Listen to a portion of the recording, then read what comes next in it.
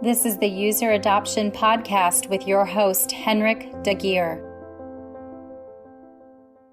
Who are you and what do you do?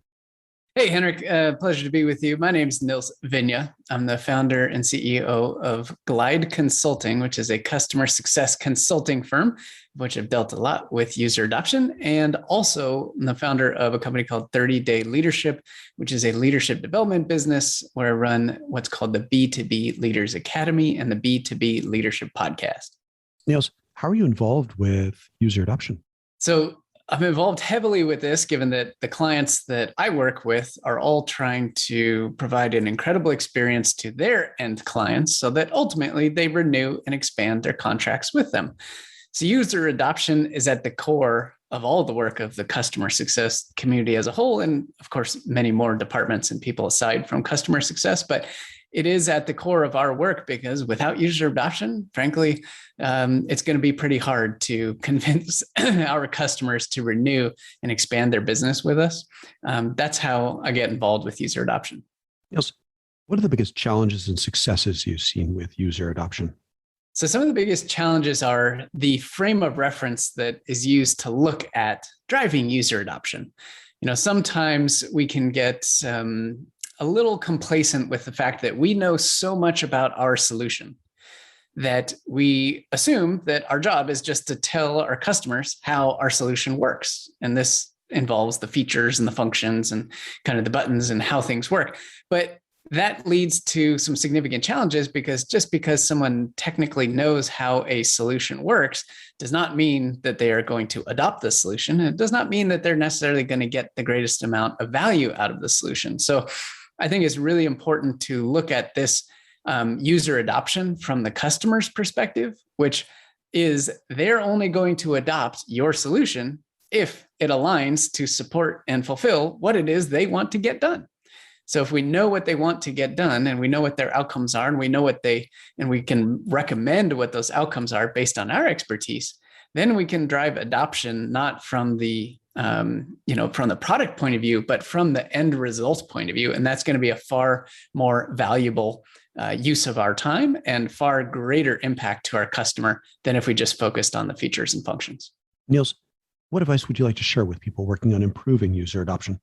The advice I'd share to improve user adoption is to, one, take yourself out of the mix for a minute. As I was mentioning before, it is really hard to overcome the crisis of context, is what it's called sometimes. What this means is that we can assume that everybody else knows just as much as we do, and we forget what it's like to be a beginner, to look at things from a beginner's mind. And so that would be my number one piece of advice is look at your solution with a beginner's mind and imagine your customers are in that beginner's mind state. Of course, at the beginning of your relationship with them, but at various points, they're going to go back to that position over time because they simply aren't involved with your solution all day, every day, unless it's one of those situations where they actually do have to use it all the time.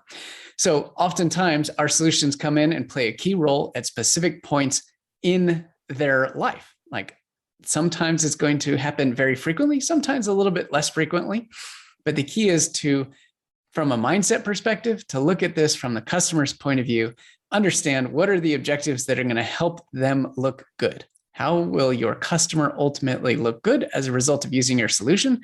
And think about driving user adoption to ultimately help them look good. That will be a different lens than if you just thought about it from your standpoint, which is, well, I have a metric that says my customer's user adoption is low.